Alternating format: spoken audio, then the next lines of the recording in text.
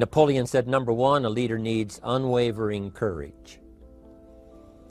And I don't know if I totally agree with the unwavering part of this or not, because sometimes our courage does waver a little. You know, bend but not break.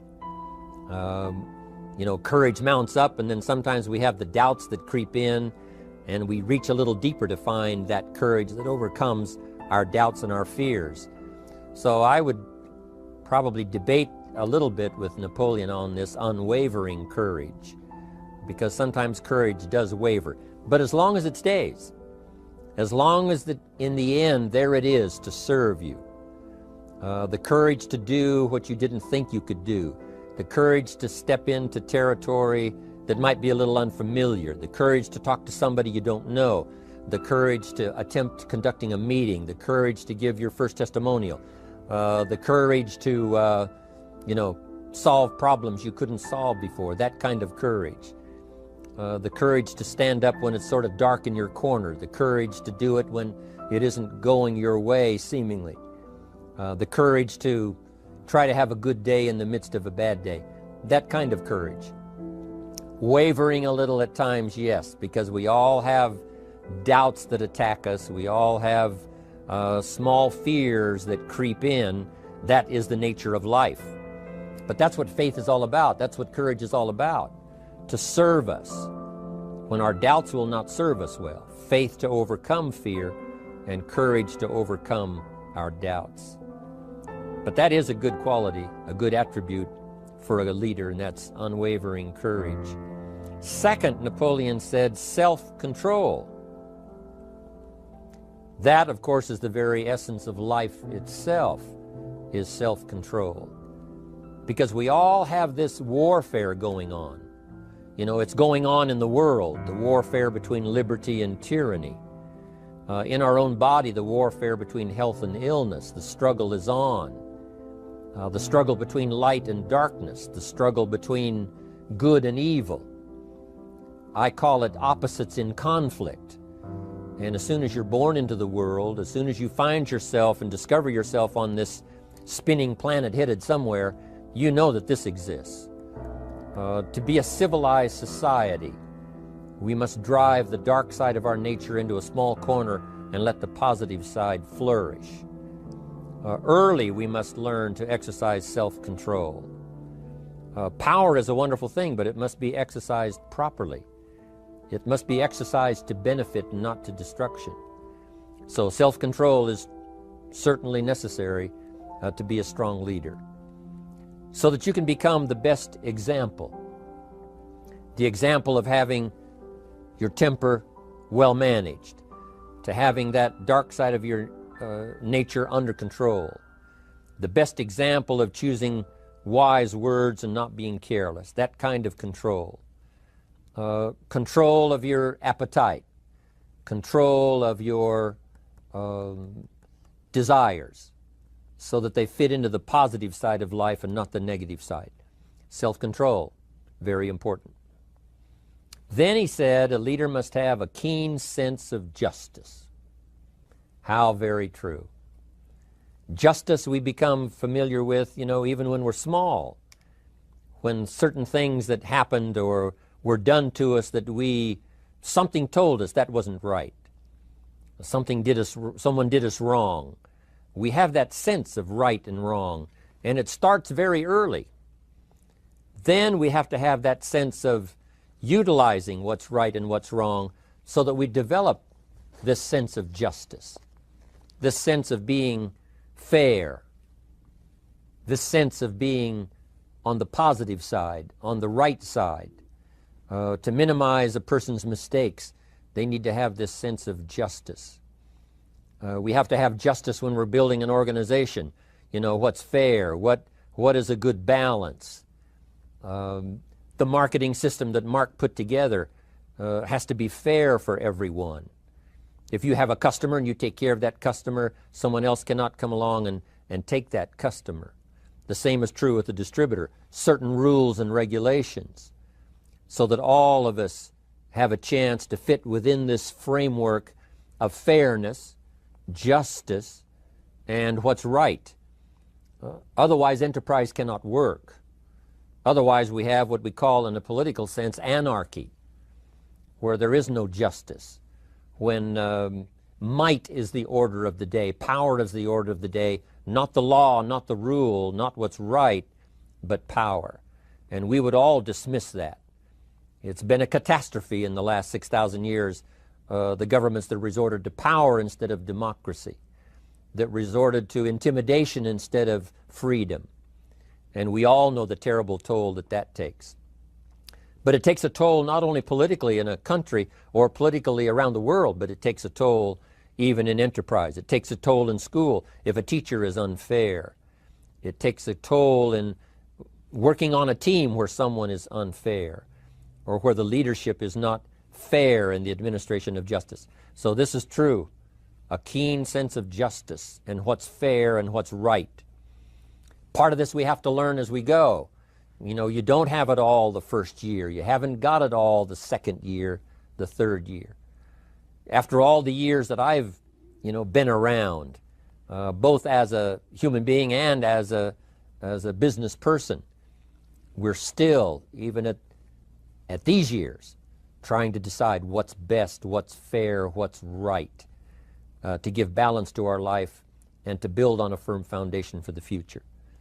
So I agree with Napoleon. Good idea. A sense of justice. Here's another one, he said, definiteness of decision. Indecision is the thief of opportunity. If you don't decide, the opportunity could slip away. If you don't decide what you're going to do today, the day could get away and you're not very effective. I talked about in my recent travels about time management. Here's one of the best ideas of time management. Don't start the day until you have it finished. Is it possible to finish the day before you start it? And the answer is yes. If you don't finish it to the best of your ability, have some idea, some good plan, sure enough, the day escapes. And in the morning you say, let's see, what should I do now? In the afternoon you say, hey, time's getting away from me, what should I do now? And now most of the day is lost. Most of the day escapes not being utilized and doesn't work for you simply because you didn't make those decisions early, at the early part of the day. The decisions we make in the early part of our life sometimes last for a lifetime. The early decisions that you make about what you're going to do with your life as far as Herbalife is concerned, those decisions are vitally important.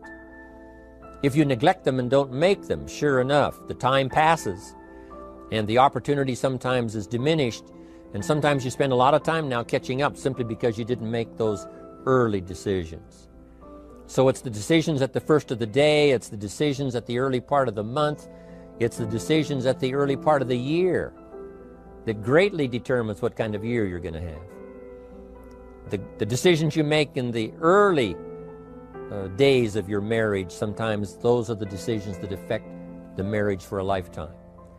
The decisions you make at the first chance you see opportunity, those decisions, what you're going to do with it, how far you're going to take it, what it's going to be meaning to you in the years to come. Those early decisions are vitally important. Then we need decisions to correct poor decisions, to overcome our mistakes. It's possible, of course, for all of us to make unwise decisions. And at the end of 1 year, at the end of 1 week, 1 month, or at the end of a few years, we say, that decision cost me too much. Cost me a lot of time, cost me a lot of money, cost me maybe a good relationship, cost me a chance to be productive. But as long as you're alive, there's still a chance to use new decision power to correct the mistakes of decisions that were bad in the past. All of us have the opportunity to do that, but I think Napoleon was right here too. You got to be definite in making decisions so that the opportunity doesn't pass you by. Take advantage. Here's the next one. Napoleon Hill said, a good leader has definite plans. How important that is. And of all the years, I think, to cash in on Herbalife's momentum and make some plans for the future, this has got to be one of the greatest years.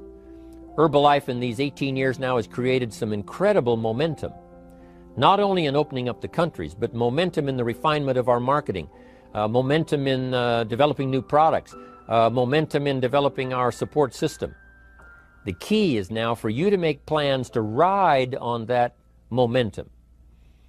Herbalife is like the tide that comes in, and the rising tide lifts all the ships, if they're in the water. If your ship and your boat is not in the water, even though the tide comes in that would lift all the ships, if yours is not in the water, then it doesn't benefit you. So here's what you should do. Have the same intensity to make your plans for the future as Mark Hughes has. As the President's team, Chairman's Club especially, make the plans for the Herbalife Company future, you've got to now make your plans. Don't let this momentum pass you by. Don't let this momentum go uncashed in on. Don't let it be like a lost cause for you. And maybe you've, because of the lack of plans, have lost a month or two, or you've lost a week or two, or maybe you've lost a year, and you were 10% effective instead of 100%. Now's the time to change all that and start making some plans. Your Herbalife plans, they're vitally important. You might as well cash in on the Herbalife plans for world expansion, the Herbalife plans for expansion within your country, the Herbalife plans for the expansion of the business, the incentives. Cash in on that, capture that, and say, I've got to have some plans that match Herbalife. Not necessarily match Herbalife in numbers, but that can match Herbalife in momentum, that can match Herbalife in cashing in on the opportunity, your plans for Herbalife expansion. You got to have some plans for your family, right? You got to take your family along, don't leave them out. One of the challenges all of us have in making our plans is how to balance everything. To make sure that we don't regret at the end of a year, I spent too much time on that. I spent too much money. And then if you have, say, how can I not do that again? And construct some better plans so that you won't have any regrets at the end of a year to come, 5 years to come, 3 or 4, 5 years to come. Definite plans. The plans for the use of your money. One thing I've admired about Mark Hughes since I've met him all those years ago, once he started becoming successful, he had a splendid plan, not only for his personal success in terms of financial security, but in terms of the company. Because Mark has to look after the company and make sure that the company is secure, that the company has plenty of reserves, so that no matter what happens around the world, and when you're doing business in 37 countries, you can imagine what the challenge is to make sure the plans for each country are there. The backup plans, the financial plans, as well as products and opportunity and marketing. It is a challenge beyond comprehension to most of us what kind of planning that takes in terms of trying to make Herbalife secure for the future. I described it in one of the summit classes as Mark takes the same pledge that the President of the United States takes, and that is to preserve and protect and defend the Constitution, says the President. But Mark has to preserve and protect and defend the company to make sure it's viable, not just in America where it started, but all around the world in each country. It's an awesome responsibility. But now for you, your plans to be financially secure. If you're starting to make some big money in Herbalife, I'm telling you, you got to have a good plan for your resources so that you find yourself secure regardless of what happens. I agree with Napoleon here. You got to have good plans. One more on plans, and that is the plan for your personal development. The plan to be better this year than last year.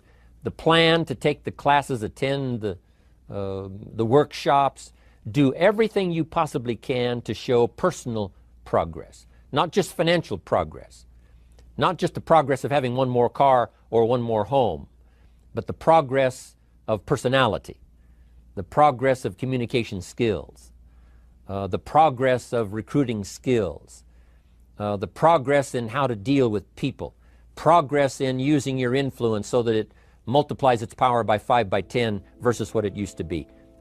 You need those kind of plans.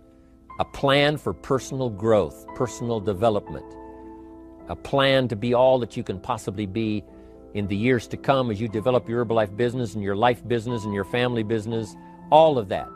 Got to have good plans. Next, Napoleon Hill had a good saying. It was something my father had and passed it on to me as a good philosophy. And here's what he said. A good leader has the habit of doing more than what he gets paid for. What an incredible philosophy this is. The habit of doing more than you get paid for.